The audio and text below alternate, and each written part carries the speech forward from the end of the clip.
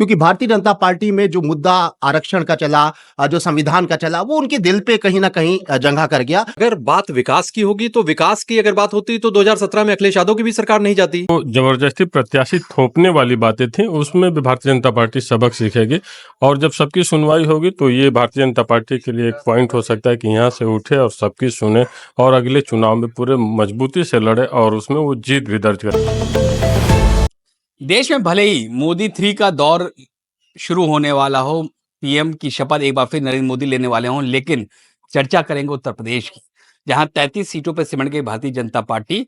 क्या वजह थी? नावेद साहब मौजूद, उनसे शुरुआत करते हैं और जानने की कोशिश करते हैं आखिर क्या वजह थी, 33 पर कैसे सिमटी बीजेपी। तो नावेद साहब, क्या वजह मानते हैं आप? सबसे बड़ी बात यह है कि क्या वजह थी, यही सबसे बड़ी वजह थी कि क्या वजह है ये किसी को पता नहीं था, जबकि भारतीय जनता पार्टी के पास बहुत मजबूत तंत्र है। लोग कहते हैं कि मीडिया भी उनके साथ में है, उनकी इंटेलिजेंस है, उनका एक बहुत बड़ा संगठन है, उसके बाद भी ये बात पता नहीं चल पाई। अंत तक ये मानते रहे कि 80 में 70-65 सीटें आ जाएंगी, लेकिन बड़ा नुकसान जो हुआ है उसके अब वजह पता चल रही है कि जाहिर सी बात है कि जो बिल्कुल एक वोट बैंक बड़ा उत्तर प्रदेश का, जिसको दलित समाज कहते हैं, वो बिल्कुल भटक रहा था। वो कहाँ जाए आखिर? 10 साल की anti incumbency Bharatiya Janata party के पास, आधा दलित समाज भाजपा के साथ था और आधा दलित समाज उन मायावती के साथ था जो निष्क्रिय नजर आ रही थी।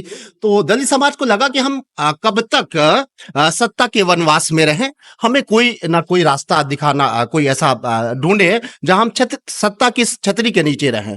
तो उस बीच में दलित समाज का एक बड़ा फैसला ये हुआ कि इंडिया गठबंधन को एक अस्थायी तौर से समर्थन किया जाए, क्योंकि भारतीय जनता पार्टी में जो मुद्दा आरक्षण का चला, जो संविधान का चला, वो उनके दिल पे कहीं ना कहीं जगह कर गया। दूसरा ये कि बहन जी किसी भी गठबंधन में नहीं आई, तो लगने लगा कि आज की तारीख में जब बड़े बड़े दल गठबंधन की राजनीति कर रहे हैं, बहन जी अकेले कैसे कुछ भी जीत हासिल कर सकती हैं। ऐसे में दलित समाज खिसक के इंडिया गठबंधन के साथ आ गया। सबसे बड़ी वजह यही।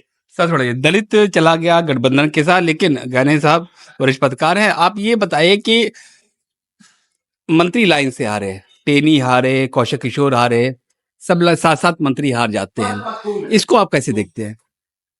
देखिए, ये अभी नावेद जी जिस तरीके से बात कह रहे थे कि बीजेपी के पास अपना बड़ा एक तंत्र है और सारी जानकारियां हैं, लेकिन ऐसा लगता है कि जब सत्ता आ जाती है तो वो जो जानकारियां होती हैं वो हवा हवाई होती हैं।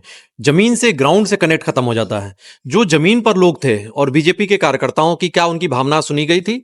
बिल्कुल नहीं सुनी गई थी। और यही वो वजह थी कि वो डिसकनेक्ट होना ही, वो बीजेपी के लोग जान ही नहीं पाए कि कहाँ से वो उनका कनेक्शन खत्म हो रहा है जनता से। और जो बीजेपी के लिए सबसे बड़ी ताकत उनकी होती थी, ये कहा जाता था उनका ग्रास रूट लेवल का वर्कर जो है वो बहुत ताकतवर होता है। उनके पन्ना प्रमुख, उनके बूथ के मैनेजमेंट, उसकी चर्चा हमेशा होती थी और वो एक मॉडल के तौर पर मानी जाती थी। लेकिन इस बार वो सारा मॉडल फेल हुआ, इसलिए कि उस पन्ना प्रमुख या उस बूथ प्रबंधन को कोई तवज्जो नहीं दी गई। और ये बीजेपी अति आत्मविश्वास में थी। उसको ये लग रहा था कि हम जहां पर भी कोई कैंडिडेट खड़ा कर देंगे वो सीधे तौर से फतेह हासिल कर लेगा। और ये वो तमाम वजह रही, नीचे के असंतोष को पहचान ना पाना, अति आत्मविश्वास में होना, जमीन दरक चुकी थी, बावजूद इसके वो ये जानने को, मानने को तैयार नहीं थे।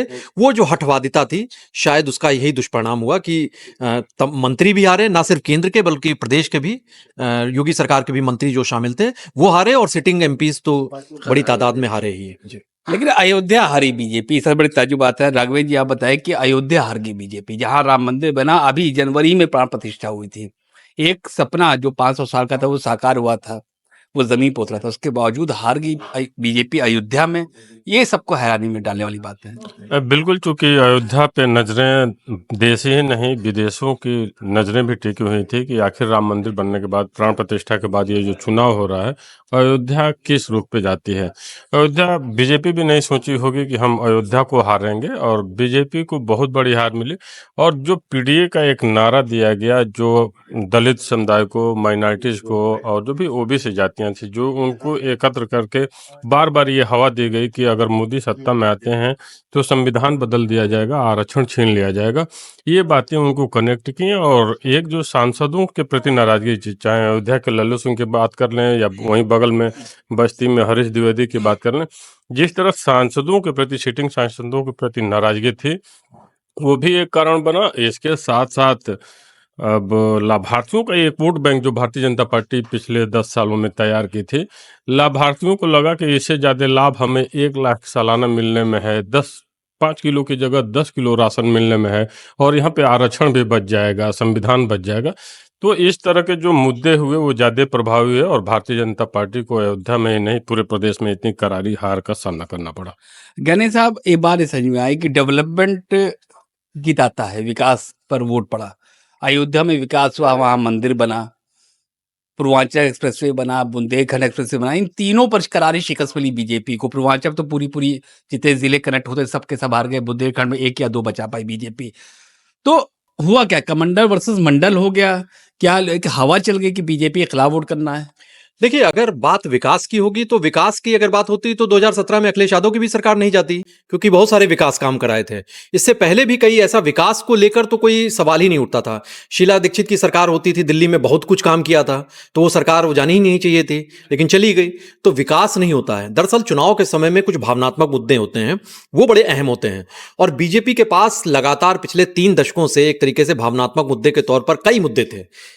अयोध्या का राम मंदिर का मुद्दा तो था ही अहम, उसके अलावा उनके पास जो भी मुद्दे थे वो मुद्दा खत्म हो गया। राम मंदिर 22 जनवरी के बाद से उस मुद्दे की कोई ऐसी तासीर नहीं रह गई कि उसको फिर उसका कोई जिक्र बहुत हो, क्योंकि वहां पर फिर अब दर्शन करना बचा था, तो वो काम चल रहा था।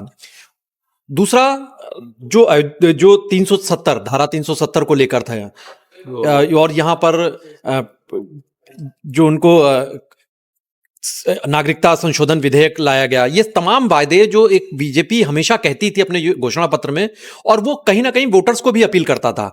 तो ये जो भावनात्मक मुद्दे थे वो भी नहीं थे। कोई ऐसा भावनात्मक मुद्दा इस बार आप बताइए कि जो बीजेपी ने उस मुद्दे को लेकर लड़ा हो। और बीजेपी के पास जो मैंने पहले सेगमेंट में बात कही कि ग्राउंड का कनेक्ट खत्म हुआ था, उसके अलावा उनके पास कोई वो तैयारी भी नहीं दिखी कि जो नेरेटिव पब्लिक में जमीन पर वो दिखाई दे रहा था कि संविधान का मुद्दा वो हावी होता दिखाई दे रहा है, आरक्षण का मुद्दा हावी होता दिखाई दे रहा है, लेकिन उसका काउंटर नैरेटिव की जो बात होती है वो इसलिए नहीं शायद हो पाई, उस पर कोई काम करते हुए बीजेपी के लोग नहीं दिखे, क्योंकि उनके पास इतना अति आत्मविश्वास हो चुका था कि उनको लगता था कि वो किसी को भी खड़ा कर देंगे, वो वहां से जीत जाएगा। कहने साहब, जब बीजेपी की स्थिति आ गई है, अब गठबंधन की सरकार केंद्र में बनने जा रही है, शपथ लेना नरेंद्र मोदी को, बहुमत की नहीं, एक गठबंधन की सरकार, बैसाखी पर सरकार चलेगी, तो जो hard task master Narendra Modi थे, जो उनका टेम्परामेंट क्या सूट करेगा गठबंधन की सरकार को? देखिए, मुझे ऐसा लगता है कि मोदी का जो अपनी आदत है या वो ही यूएसपी है, और किसी भी नेता, कोई भी नेता अपनी उस यूएसपी को खोना नहीं चाहेगा। ये जरूर है कि गठबंधन में आपको कंप्रोमाइज भी कहीं करना पड़ता है, और आप उस तरीके से जो आप पूरा एक एब्सोल्यूट मेजॉरिटी लेकर आते हैं उस वाला माहौल तो नहीं रहता है, लेकिन फिर भी मुझे ऐसा लगता है कि मोदी अपने उस पहचान को, अपनी उस यूएसपी को बरकरार रखेंगे, और जो सख्त फैसले कई बार लेने के लिए जाने जाते हैं वैसे फैसले होते आने वाले दिनों में भी दिखाई देंगे। राघवेंद्र जी, आखिरी सवाल आपसे है कि अब कितनी बड़ी दिक्कत है बीजेपी के लिए, क्योंकि अब दिल्ली का चुनाव है, अगले साल बिहार का चुनाव है, फिर लगातार विधानसभा के चुनाव आने वाले हैं, फिर यूपी का भी चुनाव है, 33 सीट पर आप सिमट चुके हैं। तो बीजेपी को कितना सीखने का मौका मिला है इस चुनाव से, और किस तरीके से वो अपनी यूपी को अब बचा पाएगी? देखिए, इस परिणाम से भारतीय जनता पार्टी के कई ऐसे हजारों लाखों संख्या में कार्यकर्ता हैं जो अंदर से वो भी खुश दिखाई दे रहे हैं कि नहीं, इस बार सबक मिल गया है, अब सही हो जाएंगे। कहीं ना कहीं एक जो शीर्ष नेतृत्व के प्रति एक कार्यकर्ताओं में भी नाराजगी थी कि ये अहंकार में एकदम डूबे हुए हैं, आम कार्यकर्ताओं की पूछ नहीं हो रही है, हम लोग दर दर भटक रहे हैं, थाने तक में सुनवाई नहीं हो रही। तो कहीं ना कहीं कार्यकर्ता भी खुश है, और ये जो एक ब्रेक मिला है भारतीय जनता पार्टी को, जो चोट मिली है लोकसभा चुनाव में, हमें लगता है कि आगामी विधानसभा चुनाव में कार्यकर्ताओं की भी पूछ होगी, और जो जबरदस्ती प्रत्याशी थोपने वाली बातें थी उसमें भी भारतीय जनता पार्टी सबक सीखेगी, और जब सबकी सुनवाई होगी तो ये भारतीय जनता पार्टी के लिए एक पॉइंट हो सकता है कि यहाँ से उठे और सबकी सुने, और अगले चुनाव में पूरे मजबूती से लड़े और उसमें वो जीत भी दर्ज करे। क्योंकि इस बार का ब्रेक मोदी को भी आभास नहीं था, क्योंकि उनको भी लगता था कि हमारे नाम पे हम किसी भी प्रत्याशी को उतारेंगे वो जीत जाएगा। तो कार्यकर्ताओं का रोष भी अब खत्म होगा अगर उनकी पूछ होगी तो, और बीजेपी के लिए एक सचेत होने की, चाहे हम महाराष्ट्र चुनाव की बात कर लें, आने वाले समय में यूपी में चुनाव होना है, दिल्ली में विधानसभा होना है, बिहार में होना है, तो इन राज्यों में अपने स्थित कार्यकर्ताओं के साथ सामंजस्य बैठाकर मजबूत कर सकते हैं। तो ये साफ तो कहना कि जो बीजेपी है उसकी सबसे बड़ा वजह ये थी कि जमीन से अलग हो चुकी थी भारतीय जनता पार्टी। उनको ये लगने लगा था कि जीत तो तय है, एक फॉर्मेलिटी है चुनाव। इसी वजह से बीजेपी को करारी शिकस्त मिली कि वो अयोध्या तक हार गई। खुर्रम जामी, सवाल लाइव, लखनऊ।